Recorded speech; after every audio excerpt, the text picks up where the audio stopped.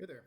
Um, my name is Steve Maddox. I'm an attorney, licensed attorney, living in Japan. I've been here for about 12 years of this time, um, and practicing law for like the last, well, I guess for like a 9-year period during the 12 years I've been here. And I'll talk more about that later on, exactly how I got to where I am. But and then I lived in Japan before I went to law school, between undergrad and law school, back in the 1990s, from December 1992 until April 1996, for like 3 years, 3 or 4 months, whatever, and teaching English. Then I went to law school, and then I became a lawyer and practiced law in Texas for, I don't know, like 8 something years, whatever, as a litigator. Then in Canada, I went to Canada, got licensed to practice in Canada. So I have a Texas law license, and an Ontario law license, um, and practiced law in Canada for whatever it was, like 5 years or something, until 2014, and also as a litigator. And then I decided to take a year off and come back to Japan, where I thought I could live sort of I needed a break from the practice of law and just sort of the stresses of everything. And Japan was like the last place I'd lived, before law school, where I felt like I had a good life, and I did back then. I mean, things were totally different back then. As an English teacher, it was a really really easy life, and the money was good, and the lifestyle was fun. And there were a lot of other sort of problems living in Japan, obviously. Um, but when I thought about it back in 2013, when I was kind of thinking like I just had reached sort of a point that I just wasn't uh, happy anymore, and I didn't really see a way forward. And I thought I need to go back to the United States. Before I do that, I'm going to take a year off and go to Japan and study Japanese. And I had studied Japanese before, informally, when I lived here originally, and passed the level two, the N2 proficiency exam. So for those who don't know, like back then, it was N1 was the highest, N4 was the lowest, and now I think 5 is the lowest. And so I passed the second level test, and after studying for, I guess, almost 3 years on my own.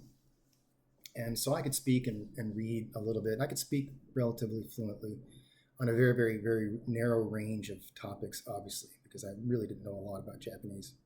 Um, and anyway, and so then I was thinking, like, what I really wanted to do was I really wanted to study Japanese formally. And if I was going to take a year off, I might as well do something that interested me. And I had, I had the money. It wasn't.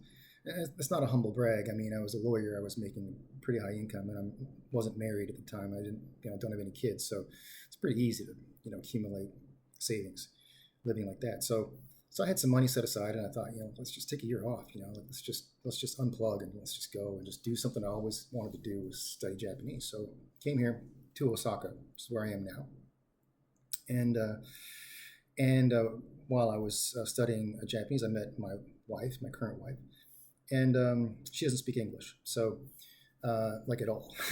She hates it when I say that, but it's true. She doesn't speak English hardly at all, or at all. So I couldn't take her back with me. I thought there's no way I could take her back into Houston. Like, what would we do? What would she do? It'd be horrible. It'd be a disaster.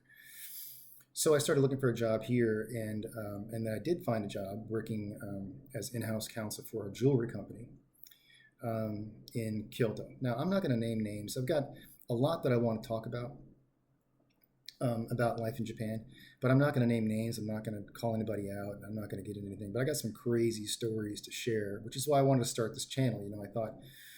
Um, I thought, I've been here for a while, and I worked at the jewelry company for 5.5 years, and it was an absolute crazy, crazy experience. And when I tell you the stories about the things that I saw there, and I think it'll blow your mind.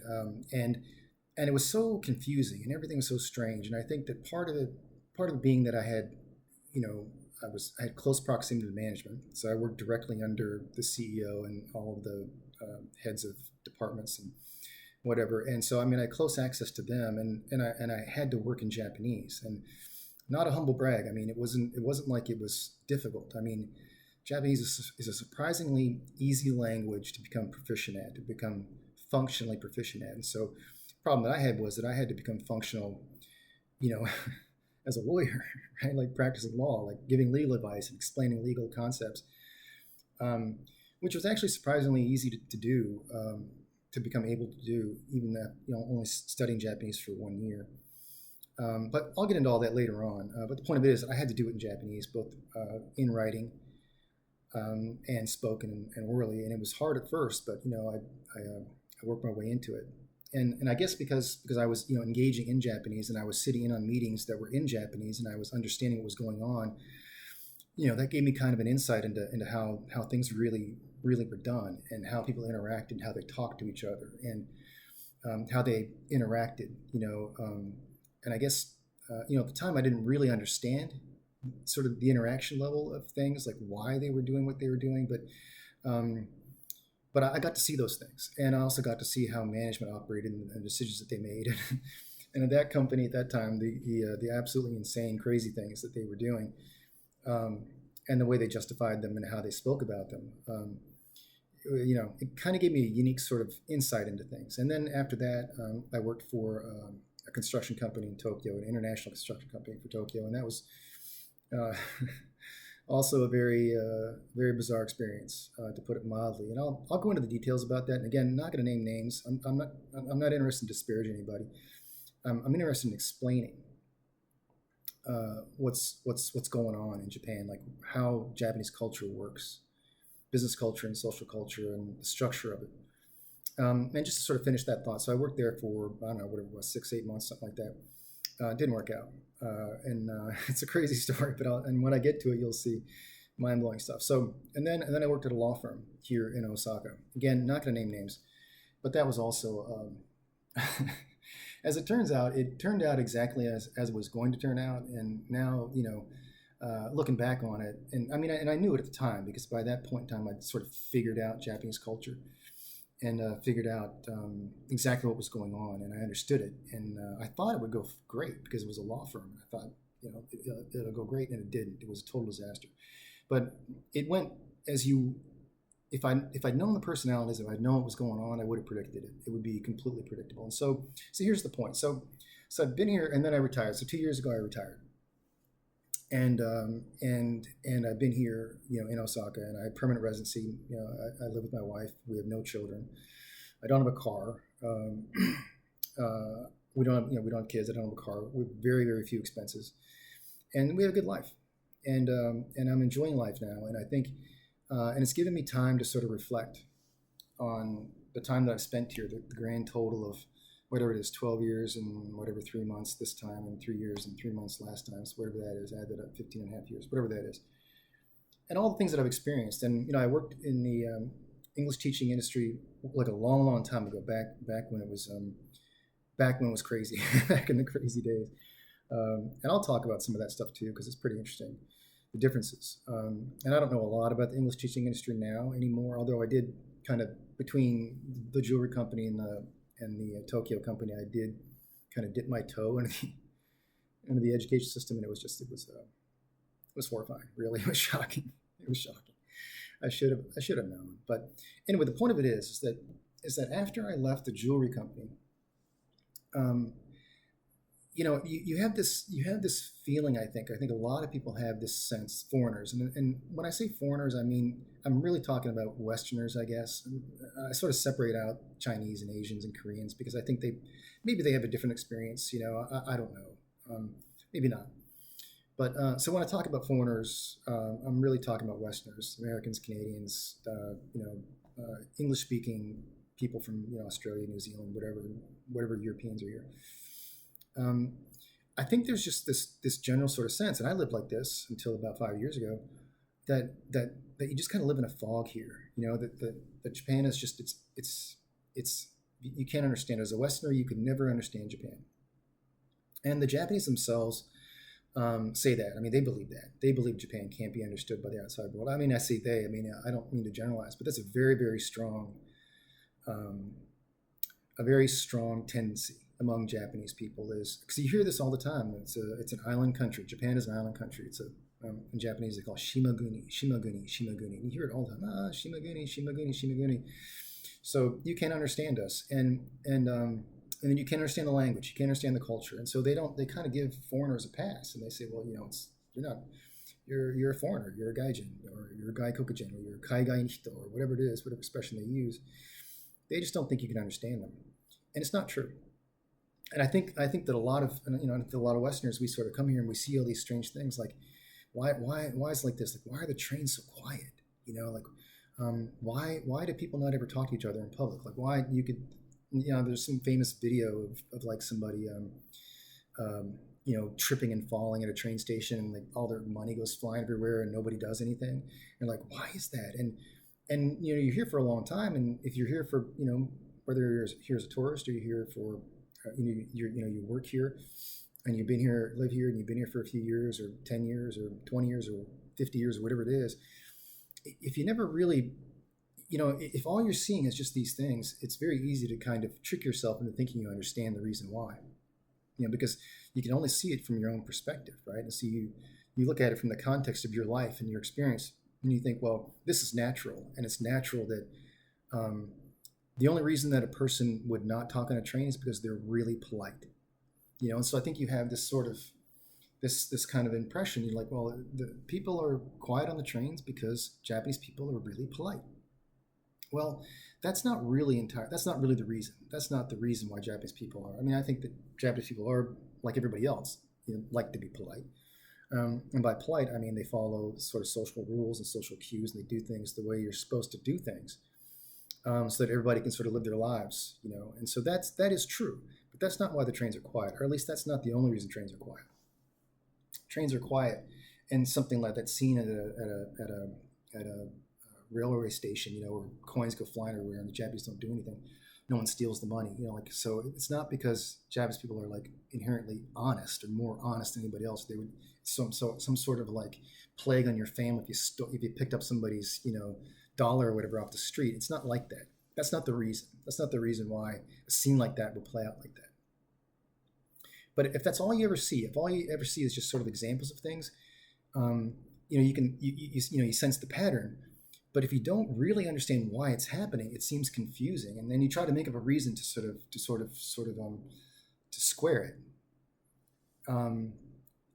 of rationalize it in your head, and that's a natural sort of human thing to do. But once you actually really understand the culture and the pillars of the culture, of Japanese culture, I'm going to explain it. In this video, I'm going to just sort of touch on it real briefly, otherwise we'll be here for hours, and no one's going to watch a video like that. If anybody's going to watch this video at all, I don't know. But and so since I've been retired, I've realized that I've been watching a lot of YouTube videos, and the algorithm has sort of sent me videos of Japanese foreign residents, mostly Americans, I'd say, who are creating content in Japan about life in Japan. And I kind of watched some of those videos, and I think that's great. I mean, I'm not here to disparage anybody. I'm not here to tell anybody that they're wrong or whatever. I'm just here to give you my opinion. But watching these videos, and I see how it seems to me that even though they've been in Japan for 10, 15 years, just like I was, they're still living in the fog, because they never really get to the why. And they can tell you, well, they can tell you things they've observed in Japan. They can say, well, this happened, and I talked to my in-laws. My in-laws treated me this way, or whatever. Or I went to a store, and and I got great customer service. They showed me around right away, and then but they never get to the why. Why is it that way? And if they do get to the why, like when I listen to them explain it, I think to myself, yeah, you don't really get it. It's kind of like that, but it's not really like that. And if you actually really understand the pillars of Japanese society, how it's really structured, Japan isn't foggy anymore. It's actually really, really very easy to understand and extremely highly predictable. And that's the thing. So it's like, and once I got it, once I figured it out, Japan became so much easier to live here, so much easier, because I didn't feel like I was being shocked by stuff anymore. Like everything became predictable, and like highly predictable, like 100% actually predictable. And I would even tell my wife, I'm like, okay, we're about to go do this, and this is what's going to happen. And she's like, yeah, you're probably right, because that's how things work in Japan. I was like, you watch, here it goes. And then we go do that, and it plays out exactly as I said it would. And in some respects, it's kind of, there's some hard truths to understand about Japan and Japanese culture, and I'm not here to disparage it. I'm here to explain it. And so from watching these videos and from my own experience, and I realized that I figured it out. I thought that I would share it and not to sort of like humble brag about how great I am, but to help. If there's people out there who are curious about Japan, let's say, you're into anime or anime, as they say, or manga, or whatever it is you're curious about Japanese society or Japanese culture. Maybe you like the whatever, you like the art or something, and you'd like to know what Japan really is. I've got information for you. If you're thinking about coming to Japan, think about living here, coming here and working, maybe for a short time or for a long time, I've got information that will actually really help you. And because if you understand it before you get here, you won't be frustrated. And I think a lot of people, they have that experience. They come here and they got this idea of what Japan is in their mind. They get here and then it's not like that. And then some bad things happen or confusing things happen, things you don't like, and you don't understand why, and it gets confusing and it builds up, and then you leave. And maybe you leave angry. I don't know. That's the way I was when I lived here the first time. So many crazy things happened. I just didn't, what was that? Like, why did my boss just say that to me? Why did that just happen? Like, why did I not get that bonus I was promised, and things, and it was all, and just being out socially, being out in the world and being like, hey, I speak Japanese. Why don't people treat me like I'm Japanese, And it became frustrating, and I left angry. Like, I left real angry. And then I came back, actually many times. I traveled when I was living in Houston and in Canada. I came to Japan, I think 4, maybe 5 times, something like that, over that 15-year period. 4 times maybe, for vacation, and liked it. And I was like, hey, listen, as a tourist, I can get around. I could speak enough Japanese that I could get around. Like get around in the sense like if I need to know which way the train was going, I could ask and whatever.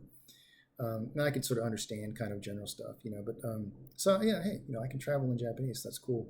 I never felt uncomfortable. So I did come back, and then when I came back this time, yeah, the first 5.5 years was awful. Well, the first year studying Japanese was kind of crazy because I was hanging out with these 20-year-old kids. I was like 44 years old at the time or something like that. And it was kind of bizarre. And they, these kids come from this totally different back. Most of them were Asians. There were a few Europeans and a few Americans. But yeah, so it was kind of being exposed to something new, and in a bizarre way. And the educational system, seeing the Japanese educational system from a student's perspective, was instructive, to say the least, informative, and then learning more about the language, and having enough tools at least to be able to go and work at a company, and then eventually be able to do it completely fluently, immersed in Japanese. So I had that experience, and then over the 5.5 years that I worked at the jewelry company, it was just horrifying. The end was brutal. It was absolutely brutal, and when I look back on it now, everything that happened exactly as it should have happened culturally. And even at the time, I come home, I tell my wife, like, this happened. She'd be like no reaction, like no, like, oh my God, that's so bad. I feel so bad for you. Like it was nothing. It was like, if you don't like it, go start your own business. Was basically her response, because everything that was happening according to strict cultural rules, the foundational principles of Japanese culture. And so when I quit that job, and I started looking for another job, and started talking to people really to recruiters mostly in Japanese, right? Because I was looking for a job at a Japanese company. And so I would just have conversation after conversation after conversation, like I don't know, dozens and dozens of conversations with different people about the things that I had experienced. And then they clued me in. They explained to me, not really directly exactly like, here are the 4 pillars of Japanese society. It wasn't like that. But they explained to me like, okay, yeah, that you can't, me, as as an employee of a company, you can't do that in Japan. And I was like, why not? Like, well, because of these rules, you can't do that in Japan. And this is how things are structured. This is how it works. And I was like, huh. And then over time, and then learning these things as they were explained to me, I figured it out. I just sort of it all just kind of made sense to me. So here's what it is. These are the 4 pillars of Japanese society that you need to understand. 4 pillars of Japanese culture, and this applies throughout all of Japanese society, whether it's in business, whether it's at home, whether it's in school or in any sort of social environment. There are four pillars, and one is hierarchy.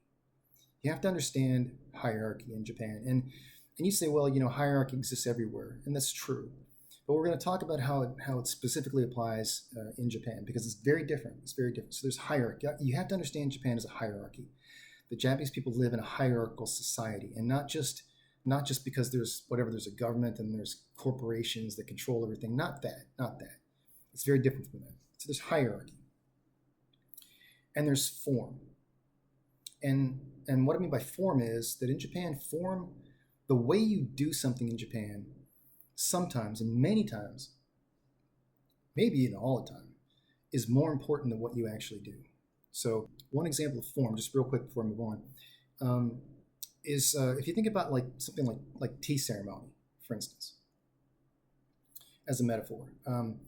Tea ceremony, if you know what I'm talking about, Japanese tea ceremony, you've got the geisha that wears the kimono, and probably not even geisha is the correct word. I guess the tea ceremony expert, chado is what it's called in Japanese. Chado, cha is tea, and do is the way of tea, right? So it's not about making tea, right? It's you got the woman, she's got the kimono on, and there's in the room has certain kind of decorations, and there's flowers over here or whatever it is, and you got something on the wall, whatever. All of it has meaning, and the way the person sits and the way they, and all that. And then they mix the tea or whatever, and they take the leaves and the water and all that, and it's all like this and all like that. It's not about making tea, right? It's not like you're trying to make a cup of tea, right? It's not just a cup of tea. It's the way you do it. It's the form of it. And you think about so. In other words, it's like a tea ceremony. You get good at you master the way of tea by mastering the form of making tea. Right, in this structure, and you think about like haiku is another example, Japanese poetry, whereas whatever it is, it's so many lines and then so many lines, like so many lines and so many syllables per line. I don't know what it is, but you can look it up, Google it, haiku. I don't know if that's even popular anymore. I remember it was back in the day, everybody was writing haikus and posting them on the internet or something. I don't know. Anyway, point of it is that if you think about it, it's not about the poem necessarily. It's not a haiku if it doesn't follow the form. And of course, lots of sort of artistic things follow forms, and there's things like that. But this is just it's the way you do it is actually extremely important in Japan in many, many instances. And so quite often businesses, and I've observed this myself, I'm why do you need a contract under those circumstances? When I was at the jewelry company, we need a contract for this. I'm why do you're just buying diamonds. Why do you need a contract to buy diamonds? I didn't understand it. And it was because, and it really fundamentally what it was, they didn't need the contract. It was legally unnecessary. But, having a contract is part of the form of doing international business. And that's why it was important to them. The contract itself was meaningless. It didn't mean anything. And I know this because really it didn't mean anything. It was a totally meaningless contract. But it was important to them because they believed this was the form of doing business. This is the way it had to be done. And every time that they had something that they didn't know what to do, they would just go do what Tiffany does. And they would say, well, we don't know what to do here, and I'm going to talk about all that stuff later on more because it has a broader context than just form. But they'd say, let's go see what Tiffany does, and they would do exactly what Tiffany does. Because from their perspective, Tiffany is a big international company, and they must be doing things correctly. And so if we want to be international, big international jewelry company, then we have to do things correctly. That means we have to capture the form of doing business. And so they would do exactly what Tiffany did. And I'm but anyway, you're not Tiffany, was kind of how that would go, and that never went well. So anyway, so that's form. The third one is rules. And now everybody's got rules, right? And you're well, rules are important in every society, and that's true. But in the Japanese context, rules are it's if you don't have a rule for something, it can't be done. And the way that rules are decided is based on hierarchy. So, within the hierarchical structure of the company, the company's policies or rules are decided or determined. And everybody within the company has to follow those rules. Well, and you say, well, okay, that's normal, that's natural. But the thing about rules in Japan is that if there's no rule, then that's made for that specific instance to for those circumstances, then nothing can be done until a rule is created by the hierarchy. So if you're like a general employee and you just sort of stumble into something you don't know what to do, you have to ask your superior, what do I do?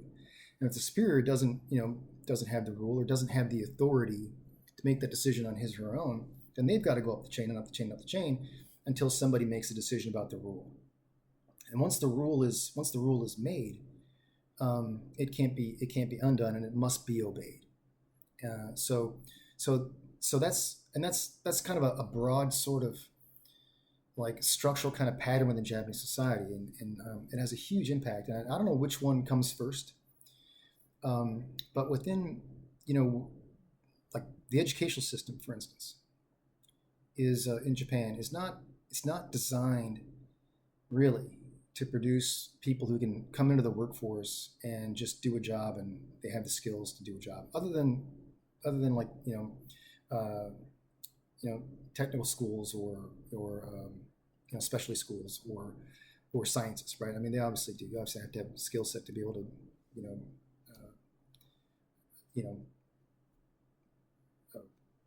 work in a chemical company or whatever. You got to understand chemistry, ability to do that. But other than that, I mean, in a general sort of Japanese company, the only skill that graduates have, whether they're high school graduates or university graduates, the only skill they actually have is that they know how to follow rules exactly. And that's what they're taught in school. From grade school on, the Japanese are taught that they have to follow rules. And if there is no rule, they can't act. Like the easiest thing to do in Japan is to do nothing. Like, I don't know what the rule is, so I'm gonna do nothing. And if you don't know what the rule is, really honestly, unless you've been granted the authority to sort of decide on your own, which probably doesn't happen very often, then nothing's going to happen. And that's rules. So you've got hierarchy, you've got form, and you've got rules, importance of rules. I'm going to flesh all this stuff out later on. And the fourth one is the granddaddy of them all, the biggest one of them all, the senpai-kohai relationship. And in the senpai-kohai relationship, it's literally the person who came before the senpai, and the kohai is literally the person who came after. So it's superior versus inferior. And every relationship in Japan, this is the thing you have to understand.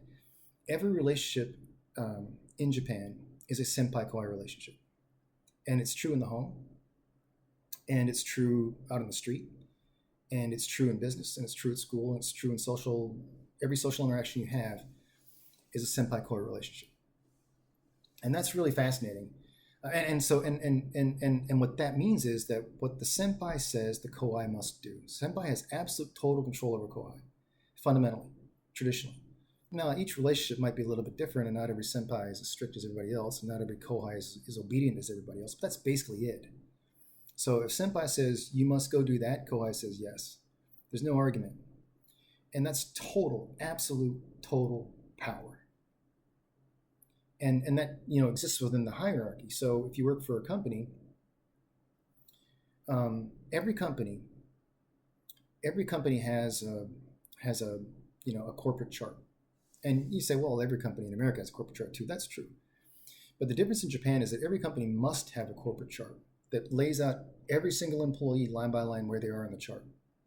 And the reason why that's important, why it's fundamentally important, is because every employee has to have a spot on the chart from top to bottom.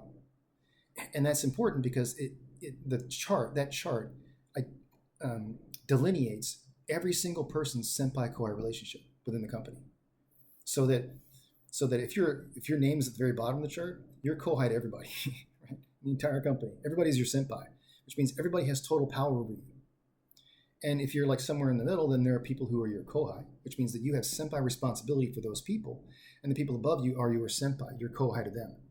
And so the chart lays out everybody's status within the company, and that defines everybody's senpai-kohai relationship, and that senpai-kohai relationship determines how you speak to each other, how you interact with each other, what level of keigo you have to use, or whether you don't have to use keigo at all. If you're senpai, you don't have to. You can speak in regular sort of speech.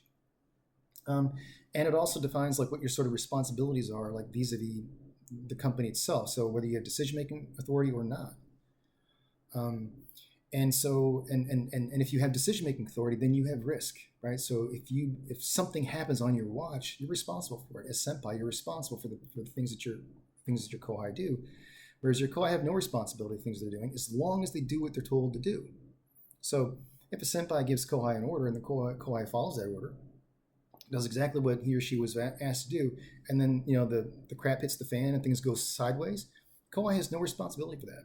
Like literally, just following orders is like a fundamental component of Japanese society. And so for the kohai, like they have the luxury of knowing that if they do exactly what they're told to do, they're never wrong. Even if they are totally, completely wrong, even if what they're doing is absolutely, completely, totally disastrous for the company, it can't be wrong. And so, and senpai, on the other hand, I mean, they have that risk, but they also have the power, an absolute total power. And it's something that you have to understand about Japanese society is that power in Japan is absolute total power. It's absolute total authority. It can't be questioned. And so when I was working at the company, the jewelry company, I didn't know any of that stuff. I mean, I was a lawyer. I thought, hey, I'm here to do what American lawyers do, and that is push the brakes. So if the CEO says, hey, I want to go do this crazy thing, in an American company, the lawyers are, they're saying, no, you can't do that. Like nothing in an American company happens without legal's authority, right? But in Japan, not like that at all. And so because of hierarchy, legal is fundamentally like a basic sort of, and if you look at the org chart of a company in Japan, if they have a legal group at all, it's probably operated by young 20-something to 30-something people who just kind of have an interest in the law, and so they read books about the law, and their job basically is just to sort of confirm what their superiors want to do as being legally correct. And they might have kind of an opportunity to sort of point out something here and there, but they can't change it. They can't stop it. And that's because of hierarchy. And I didn't know that. And so within the hierarchical structure of a company, like what I was trying to do was impossible, like was structurally impossible. And so like, they'd say, draft this contract. And I'd say, why? And they're like, wait. And they never said this to me, but their reaction was like, what do you mean, why? I just gave you an order. You're a kohai. And I was literally, was the only foreigner in head. Well, there were some others who worked in a kind of a different division, a sort of advertising deal that had nothing to do with the company. But within, certainly on the floor that I worked on, I was the only foreigner there. And there were some who worked in the factory who were, actually like made jewelry or whatever. But I never saw any of them. So within sort of the corporate group that I worked in, the kind of business planning and the management group that I worked in, the sort of core head office group where I worked, I was the only foreigner. And I was, technically, I guess there were some people who were below me in the org chart, but not really. I don't recall there ever really being anybody. I guess there was at some point people who were in my group, in the legal group, who were below me, who just joined the company, but I wasn't treated like their senpai. Like they didn't treat me like senpai. They certainly didn't treat me that way. And I didn't understand that stuff anyway. So I wouldn't have asked for that. But when you understand, so when you understand that hierarchy in Japan is kind of everything, you can see how it actually impacts the way people live their lives. So, why is it quiet on the train? I'll tell you why it's quiet on the train. It's quiet on the train because if people interact on the train and you have a conversation with somebody on the train, then you have to figure out who is senpai and who is kohai. And no one wants to be kohai in that situation, right? And so, whereas if you don't interact with anybody at all, then you're nothing. You have no relationship. But if you're forced to interact with them, then one way or another, you got to figure it out. And so what often happens in sort of casual sort of conversations in Japan is you have this dance where it's like you're both kind of acting like kohai because, trying to be senpai over somebody is kind of rude. And so, you don't want to be treated like kohai, you don't want them to abuse you. So you both kind of have this dance, where you're both sort of like using keigo and you're sort of putting each other above. It's kind of like kind of like two people are at a, they kind of meet at a doorway, and only one can go in the door first, and so you're like, no, after you, no, after you, no, please, after you. That's what a Japanese conversation is like between people who don't have a set relationship, and it's annoying. And I don't do any of that, and I guess as a foreigner I'm not expected to, so I don't really engage in any of that. But whenever I see my wife do that, I'm just like, this is just the culture of it. Just sort of like it just really really unnerves me. But that's anyway. That's why people don't talk on the train. It's because they don't want to engage in a senpai-koi relationship. And then conversely, like it's not at all uncommon if you meet somebody in Japan for them to ask you how old you are. And so why do they do that? Why? I just met this person, and like, I don't know, you meet a girl in a bar or something, or a guy, or a group of people, and then it's not uncommon at all for people to ask you the first time you meet them how old you are. And it's not because they're trying to get into your life, it's because they need to know, are you senpai or koi? Like, how do I, because it impacts how you speak to that person. In particular, whether you use keigo or not, whether you use polite speech or not, and to what degree you have to use polite speech, and in what circumstances. So it impacts how you interact.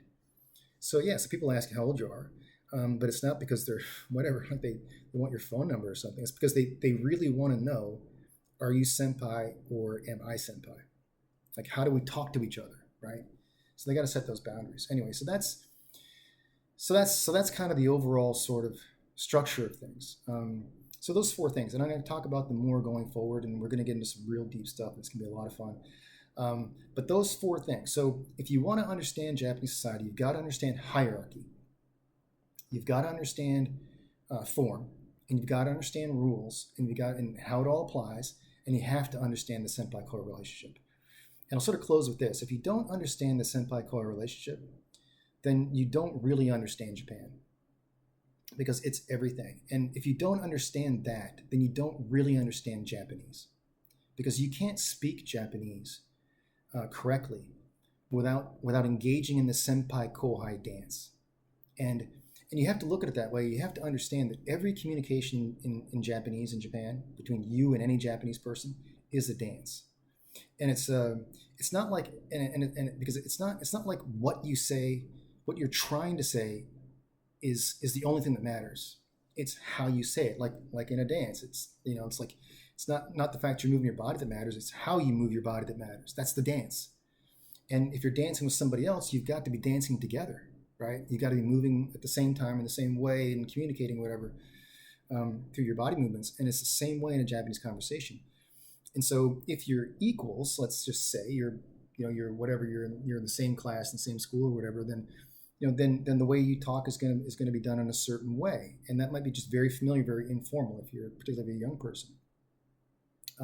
But if you're in a senpai-koi relationship and that senpai is above you, then they're going to talk to you. They have the right anyway to talk down to you if they want to.